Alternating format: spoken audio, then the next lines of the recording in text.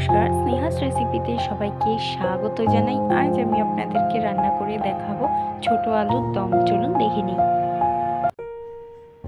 তার জন্য ছোট ছোট আলুগুলোকে সিদ্ধ করে খোসা ছাড়িয়ে নিয়েছি। এরপর কড়াইয়ের মধ্যে সরষের তেল দিয়েছি। তেলটা গরম হওয়ার পর দুটো শুকনো লঙ্কা, দুটো তেজপাতা দিয়ে কিছু সেকেন্ড ভেজে নিয়েছি। তারপর জিরে দিয়ে দিয়েছি। জিরে দিয়েও ভেজে সিদ্ধ করে রাখা আলুগুলোকে দিয়ে দিচ্ছি, দিয়ে ভেজে নেব।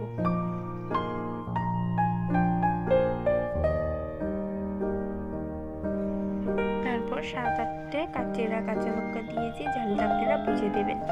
দিয়ে মিশিয়ে নিচ্ছি আলুর সাথে।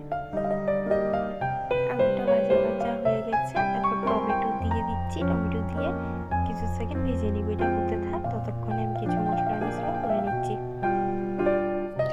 একটা বাটির মধ্যে হাফ টিস্পুন হলুদ গুঁড়ো, হাফ টিস্পুন জিরে গুঁড়ো, লবণ স্বাদ অনুযায়ী, হাফ টিস্পুন ধনে গুঁড়ো, হাফ টিস্পুন লঙ্কা গুঁড়ো জল দিয়ে গুলে মশলার মিশ্রণটা দিয়ে ভালো করে মিশিয়ে নেব।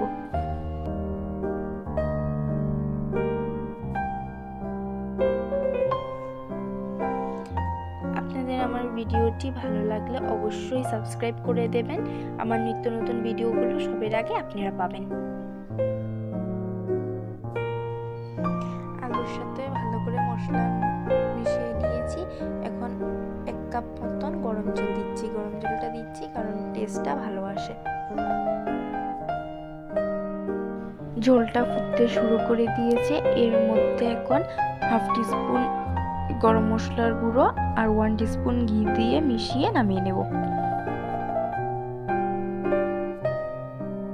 রান্নাটা হয়ে গেছে। ভিডিওটি এতটুকুই রইল। ভালো লাগলে লাইক, কমেন্ট, শেয়ার, সাবস্ক্রাইব করে দেবেন। ভালো থাকবেন, সুস্থ থাকবেন। ধন্যবাদ।